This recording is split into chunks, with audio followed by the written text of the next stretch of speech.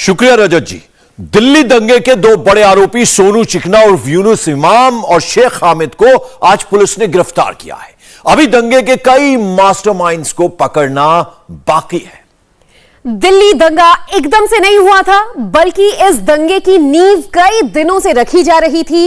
मुस्लिम मोहल्लों में कुछ खास वीडियो शेयर किए जा रहे थे, जिन्होंने हनुमान जयंती की शोभा यात्रा से पहले मुसलमानों को भड़काने का काम किया। कुछ वीडियो दंगों से पहले और कुछ दंगों के बाद भेजे गए। इन तमाम वीडियोस में बेहद खास मैसेज है, जिसके पीछे एक बड़ी साजिश हो सकती है।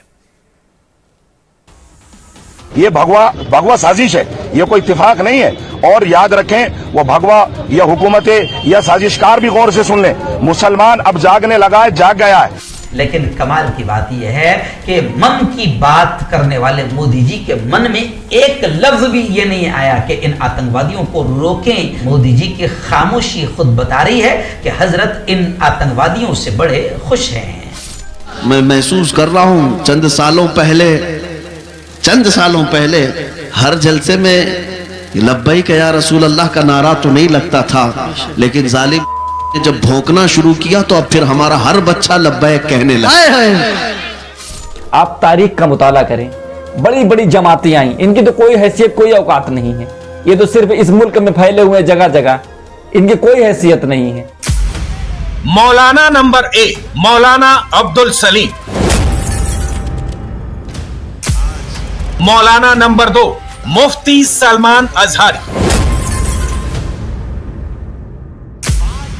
मौलाना नंबर 3 मौलाना जर्जिस अंसारी, मौलाना नंबर 4 फैयाज मिसबाही, मौलाना नंबर 5 सैयद शकील उज़्मा, मौलाना नंबर 6 मुफ्ती हारून नदवी, मौलाना नंबर 7 शहर काजी दिल्ली और AIMIM के अध्यक्ष असदुद्दीन ओवैसी। किसी ने दंगे से पहले भड़काया, कोई दंगे के बाद भड़का रहा है। किसी ने मोदी का नाम लेकर उकसाया, कोई अब मोदी को निशाना बना रहा है, तो कोई झूठी कहानी सुनाकर लड़वा रहा है। सिर्फ पत्थर फेंकने वाले गुनहगार नहीं है, सिर्फ गोली चलाने वाले दोषी नहीं है, बल्कि इस दंगे के और भी कई मास्टरमाइंड हैं। दंगे के बाद अब लोग अपना फायदा भी देखने लगे हैं। करौली से लेकर दिल्ली दंगों की क्रोनोलॉजी देखेंगे तो सब जगह एक ही पैटर्न नजर आएगा। करौली से आग लगी, रामनवमी पर गुजरात, मध्य प्रदेश में हमला हुआ, गोली चली और अब दिल्ली में भी यही मंजर दिखा। मुस्लिम मोहल्लों में जो रिएक्शन देखने को मिला, उसका एक्शन पहले मोबाइल सोशल मीडिया में हुआ। मौलानाओं ने वीडियो बनाया, फिर वायरल करवाया और मुसलमानों को खूब भड़काया। आज अपने ताकत के बलबोते, अपने तख्त के बलबोते, अपनी सियासत के बलबोते ये ऐलान करना शुरू किया कि हम मुसलमानों को काटेंगे, मारेंगे, कत्ल करेंगे, इस्लाम को मिटाएंगे, खाक मिटाएंगे। तुमसे तुम्हारी खुजली नहीं मिटाई जा सकती। ये जो तुम जुल्म का माहौल गर्म कर रहे हो, उसी वजह पर मैं आज गुफ्तगू कर रहा था। ये तो हमारे आमाल की शामत है। हम भटके हुए थे, वरना कुरान में अल्लाह ने फरमाया वलन यजअलल्लाहु लिलकाफिरीना अलल मुमिनीना सबीला। अल्लाह हरगिज़ काफिरों को मोमिनों पर गलबा नहीं देता, बेशक हरगिज़ नहीं देता। लेकिन ये आज के हालात इसलिए हैं कि हम रास्ता छोड़े हुए हैं। मैं महसूस कर रहा हूं चंद सालों पहले हर जलसे में लब्बैक या रसूल अल्लाह का नारा तो नहीं लगता था, लेकिन जालिम ने जब भौंकना शुरू किया तो अब फिर हमारा हर बच्चा लब्बैक कहने लगा। दंगों का शोर थमा है, मगर मौलानाओं का लाउड स्पीकर नॉन स्टॉप जारी है। वो भगवा या हुकूमतें या साजिशकार भी गौर से सुन लें। दंगों की जांच पुलिस कर रही है, लेकिन शहर काजी दिल्ली जहांगीरपुरी की चिंगारी को ज्वाला बनाना चाहते हैं। ये भगवा साजिश है, ये कोई इत्तेफाक नहीं है। और याद रखें, वो भगवा या हुकूमतें या साजिशकार भी गौर से सुन लें, मुसलमान अब जागने लगा है, जाग गया है। मुस्लिम सेवा संगठन ने ये चिंगारी फूंकी है, तो याद रखना ये इस तरह से शोला बन के सामने आएगी कि हम अपने बच्चों को इसके लिए तैयार करेंगे। भाईचारे को कायम करना चाहता है, अगर हम भी उसी की तरह आ जाए तो इस मुल्क में इनका जीना मुश्किल कर देंगे हम ऐसा नहीं है कि हम नहीं जानते। अगर जिस तरीके से हमारे साथ वो अत्याचार कर रहे हैं, अगर हमारे नौजवान बच्चों को हमने एक दफा इशारा कर दिया और उकसा दिया, तो हमारे बच्चे उनसे कई ज्यादा ताकत रखते हैं। वो अकेला पाके हमारे बच्चे याद रखना, हमारे बच्चे याद रखना, हम उस आदमी की औलाद हैं। मीडिया के माध्यम से पूरे मुल्क के उन खुराफाती लोगों को यह बात पहुंचा दो कि हम उस आदमी की औलाद हैं जिन्होंने वहां गुंबद सखरा पे खड़े होकर कहा था यहूदियों को, यहूदियों तुम्हारे पास 10 लोग हैं जो जीना चाहते हैं और मेरे पास 1 लोग हैं जो मौत को गले लगाना चाहते हैं। ये है मुफ्ती हारून नदवी, खुद का YouTube चैनल है, सोशल मीडिया में बहुत एक्टिव है। इनका दावा है इन्होंने पत्रकारिता का कोर्स भी किया है। बतौर एंकर अपने ही YouTube चैनल में बैठते हैं, लेकिन खबर नहीं बताते हैं, बल्कि मुसलमानों को प्रधानमंत्री मोदी के खिलाफ भड़काते हैं। बड़ी खुशी की बात है, हमारे नरेंद्र जी मोदी ने गुज़िश्ता कल मुंह खोला और बोला, क्या बोला? कोरोना ये बहरूपिया अभी खत्म नहीं हुआ, जनता को चाहिए कि वो अलर्ट रहें, मोहतात रहें। मोदी जी ने जनता से अपील की और ये भी कहा कि पानी के जखीरों पर, आबी जखायरों पर तवज्जो दें। तो चलो, बहुत प्यारी बात बोली कि कोरोना बहरूपिया है, तो लोग सोशल मीडिया पर काफी कमेंट करने लगे हैं कि कोरोना बहरूपिया है या कौन बहरूपिया है, आज तक ये समझ में नहीं आया है। जी हाँ, लेकिन लोग सोशल मीडिया पर ये भी कह रहे हैं कि पूरे मुल्क में भगवा आतंकियों ने आग लगा कर रखी है, हथियार लहरा रहे हैं, राम जी को बदनाम कर रहे हैं, राम का नारा लगाकर कत्ल और बहनों की रेप की बातें कर रहे हैं, मस्जिदों में आग लगा रहे हैं, लोगों के घरों को लूट रहे हैं। लेकिन कमाल की बात यह है कि मन की बात करने वाले मोदी जी के मन में एक लफ्ज भी ये नहीं आया कि इन आतंकवादियों को रोकें, कुछ बोलें कि मुल्क को कैसे बचाया जा सके। इसलिए लोग सोशल मीडिया पर कमेंट कर रहे हैं कि मोदी जी की खामोशी खुद बता रही है कि हजरत इन आतंकवादियों से बड़े खुश हैं। दिल्ली पुलिस कह रही है कि जहांगीरपुरी में किसी ने मस्जिद पर झंडे लगाने की ना कोशिश की ना लगाए गए। लेकिन दिल्ली दंगों को लेकर असदुद्दीन ओवैसी का अलग ही नजरिया है, अलग ही राय है, अलग आरोप है। मैं शुरू से कह रहा हूं कि वायलेंस उसी वक्त होता है, कम्युनल वायलेंस, जब सरकार चाहती है। जब सरकार नहीं चाहती कम्युनल वायलेंस नहीं होता। तो यहां पर भी सरकार चाहती थी कि वायलेंस हो, आपने वायलेंस होने दिया।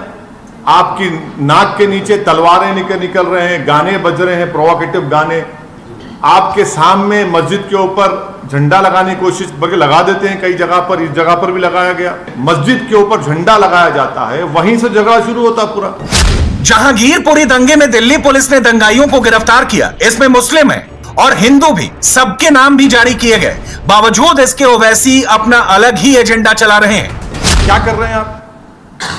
अगर कोई कानून अपने हाथ में लेता है तो एक्शन लीजिए, कोई रोक रहा नहीं है आपको।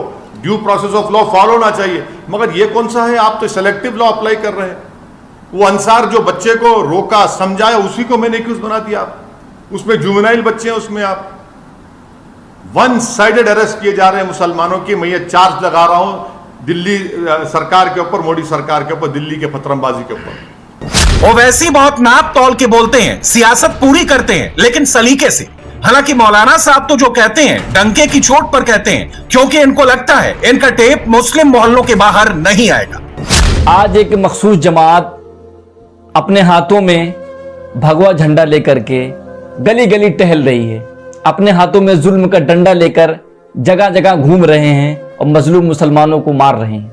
जहां पर मुसलमानों की तादाद कम है, दिफाई सूरत नहीं हो पाती है, वहां मस्जिद को तोड़ दे रहे हैं। और उनका यह ख्याल है कि वो इस्लाम मिटा देंगे, मुसलमानों को खत्म कर देंगे। वो उनकी ये सोच है और उनके दरमियान ये बातें होती है कि अगर हम ऐसा करेंगे, मुसलमानों को मारेंगे, मस्जिदें जला देंगे, मस्जिदों में तोड़ फोड़ करेंगे तो हम इस्लाम खत्म कर देंगे। हमारा ये सवाल है कि क्या ये इस्लाम खत्म कर देंगे? क्या ये पहले लोग दुनिया में आए हैं, पहली जमात आई है, पहले लोग जुल्म का डंडा लेकर के निकले हुए हैं जो इस्लाम को खत्म करने के लिए खड़े हुए हैं? आप तारीख का मुताला करें, बड़ी बड़ी जमातें आई, इनकी तो कोई हैसियत कोई औकात नहीं है। ये तो सिर्फ इस मुल्क में फैले हुए जगह जगह, इनकी कोई हैसियत नहीं है। दंगे की आग जो भड़कती है, जो पत्थरबाजी हुई है, उसमें वायरल वीडियो, भड़काऊ मैसेजों का बड़ा रोल है। इन सब के बीच मौलाना अब्दुल सलीम मुसलमानों को करोड़ों की नसीहत दे रहे हैं। अकीदे में वो मुसलमान है किसी न किसी दर्जे में, तो एक प्लेटफॉर्म पर खड़े होकर इन भगवा झंडे को लहराने वालों को कैफर किरदार तक, जेल की सलाखों तक पहुंचाइए। वो ताकत दिखाते हैं तो आप मुत्तहिद होकर ताकत क्यों नहीं दिखाते? आप क्यों गूंगे बन जाते हैं? आप क्यों अपाहिज बन जाते हैं? 30-35 करोड़ की तादाद, एक एक रुपए जमा करेगा तो 35 करोड़ पर डे का इनकम होगा। 35 करोड़ रुपए एक दिन में जमा होगा तो हम भारत में अपने आप को यहां पर खुदा बना सकता है। यहां के लोग, यहां की कौम, मुस्लिम कम्युनिटी को 35 करोड़ रुपए एक दिन में जमा होगा तो क्या नहीं होगा हमारे पास? मौलानाओं के टेप में जो कुछ रिकॉर्ड किया जाता है, मौलाना जो एजेंडा चलाते हैं, उसको आप देखेंगे तो आपका सिर चकरा जाएगा। बोल्ड अक्षरों में लिखा है, कृष्ण जी नमाज पढ़ते थे। साइड में मौलाना जर्जिस अंसारी की फोटो भी है। मौलाना साहब एकदम अनोखा ज्ञान लेकर आए हैं। इसीलिए श्रीमद् भागवत गीता का 6वां अध्याय उठाओ और उसका 10वां मंत्र पढ़ो। योगी उज्जीत सततमात्मानं रहस्य स्थिता एकाकी यच्चत्तातिमान निराशीर परिग्रह। जब तुम ईश्वर की पूजा करने के लिए खड़े हो, है अर्जुन, कृष्ण जी कह रहे हैं, है अर्जुन, जब तुम ईश्वर की, अल्लाह की इबादत पूजा करने के लिए खड़े हो तो पूरे शरीर की एक्सरसाइज, पूरे शरीर का योग हो जाए। खड़े भी हो जाओ, झुक भी जाओ, सजदा भी कर लो।